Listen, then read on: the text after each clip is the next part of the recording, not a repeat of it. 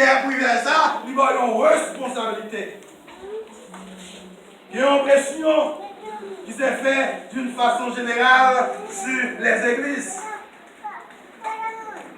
Il y a une conférence qui a faite à Amsterdam, où les 36 pays étaient réunis et vous avez des représentants pour la conférence. Eh bien, thème c'était « Il nous faudra renouveler la puissance de l'esprit ».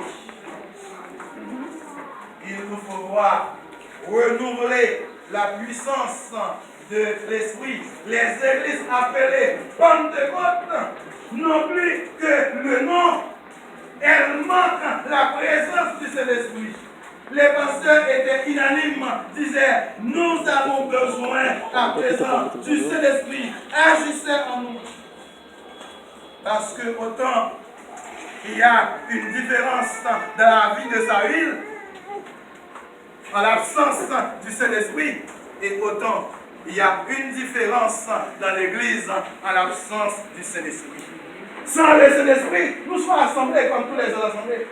Ça qui fait la différence là, c'est que lorsque le peuple de Dieu les réunit, eh bien, nous réunit, c'est ça qu'il a dit, les vrais adorateurs adoreront le Père en esprit et en vérité. Le Saint-Esprit est là, c'est lui qui nous mène.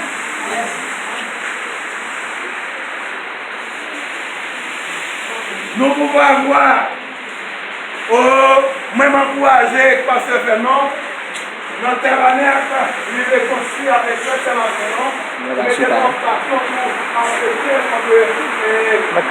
trois camps. L'église vraiment qui va représenter d'ici une belle église qui a tout ça qu'il a besoin. Maintenant, une belle église de bons musiciens, des choristes, de bons messages.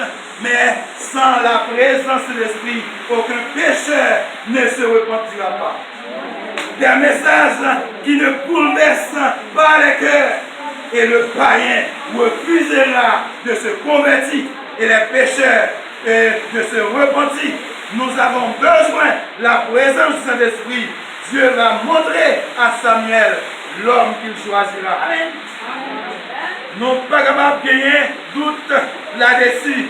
Dieu dira à Samuel, demain à 7 heures.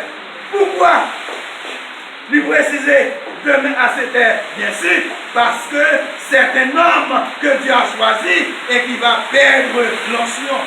La présence de Dieu. On a souvent tendance à penser qu'une fois on l'a reçue, elle restera jusqu'à la fin. C'est ça parce qu'on dit, bon Dieu pas pour repentir de donc et bail, mais quittez nous plus. Elle restera jusqu'à la fin, mais détrompez-vous, ce qu'il nous donne, il peut le reprendre aussi. Nous devons être conscients de notre état. On dira que Dieu ne répand pas de ses dons, mais le pécheur ne subsistera pas dans l'assemblée des justes. Dieu dira à Samuel, demain, je te montrerai l'homme dont je choisis. 1 Samuel 8. Il y a un moment donné où nous devons être conséquents.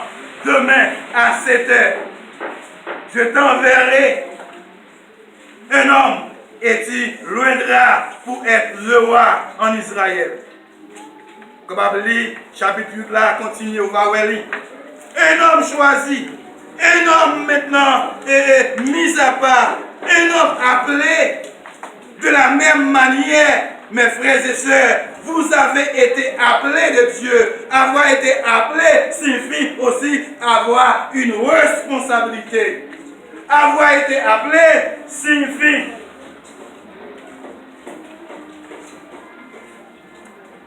agir, mais non pas faire ce qu'on veut, mais agir selon la volonté de Dieu. Nous avons tous, vous et moi, une responsabilité devant Dieu.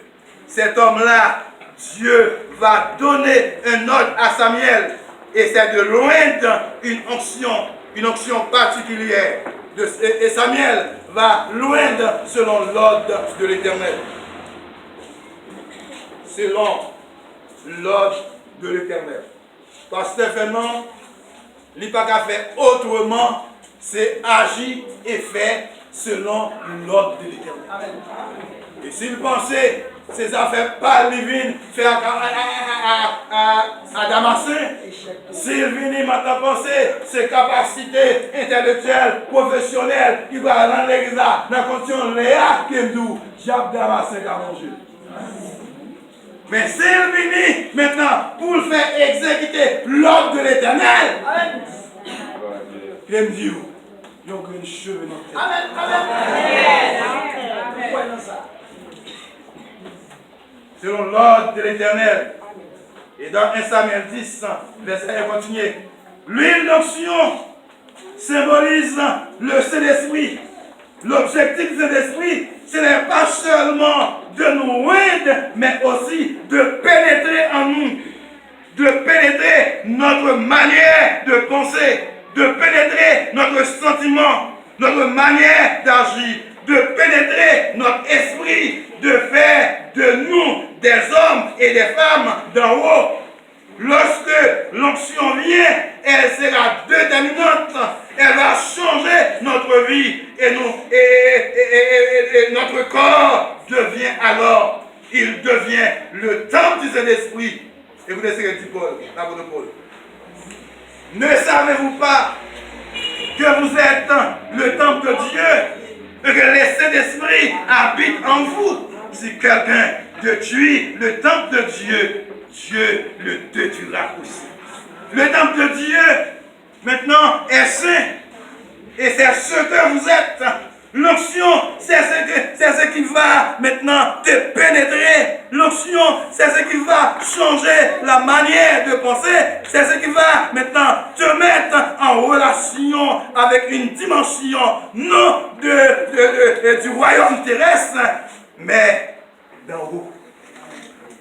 Va mettre en relation avec maintenant le royaume d'en haut, le royaume céleste. C'est ce qui va te mettre en relation avec celui qui t'appelle, qui te qualifie, avec celui qui t'envoie. Nous ne pouvons pas faire ce que nous voulons. Nous pouvons détruire ce que nous avons reçu. Sans recevoir, vous êtes capable de détruire. Si ou pas soumettre, vivre dans l'intimité avec Dieu. Vous êtes capable de détruire. Vous êtes capable de détruire. L'apôtre Paul nous avertit que nous avons une responsabilité envers notre corps. Pasteur Fernand et les autres pasteurs qui sont là avec nous, ils ont gagné une responsabilité envers maintenant, appelle ça que bon Dieu l'enseigne, c'est mener le peuple avec Dieu. C'est mener le peuple là dans la sanctification, dans l'enseignement de la parole de Dieu. C'est préparer le peuple là pour l'enlèvement de l'église. C'est là notre mission. Amen. Responsabilité que nous avons vis-à-vis du temple. Le temple, vous pourrez le détruire tout en mangeant de la nourriture saine, en faisant du sport, sans fumer, sans alcool. Vous pourrez maintenant les détruire par votre désobéissance. Beaucoup de croyants oublient ça. On pêche et on quitte sa femme. On vit dans l'adultère. On continue à venir à l'église. Ou à jouer au lait, continuer à venir à l'église. Ou à tirer tabac, continuer à venir à l'église. Ou à continuer à dans le malfecteur, ou à venir à l'église. Nous le bas, les pécheurs ne sont pas dans l'assemblée des juifs. Amen. Et on croit que les temples restent le même. Vous vous trompez vous-même. Vous trompez tout. Et vous déshonorez l'esprit qui est en vous. Lorsque Jésus fut baptisé d'eau, il dit, quand il fut sorti de l'eau, on vit l'Esprit de Dieu descend sur lui.